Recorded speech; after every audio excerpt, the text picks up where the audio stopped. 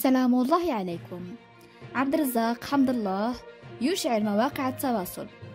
خاض الدولي المغربي عبد الرزاق حمد الله مهاجم فريق اتحاد جدة السعودي أول حصة تدريبية رفقة المنتخب الوطني يوم الاثنين 14 نوفمبر 2022 بعد غياب طويل عن العرين الأسود.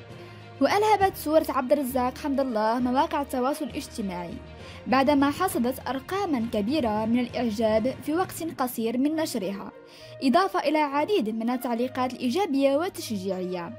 وعبرت الجماهير المغربية عن سعادتها بعودة الهداف حمد الله لحمل قميص المنتخب المغربي، واصفة إياه بأفضل مهاجم وساطي.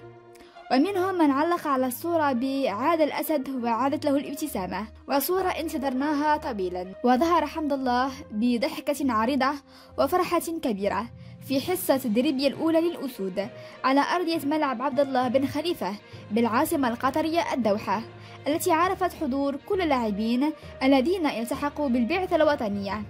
وينتظر وليد الركراكي مدرب المنتخب الوطني وصول بقية اللاعبين لإتمام تحضيراته وخوض المباراة الودية الأخيرة أمام المنتخب جورجيا قبل خوض نهائيات كأس العالم قطر 2022.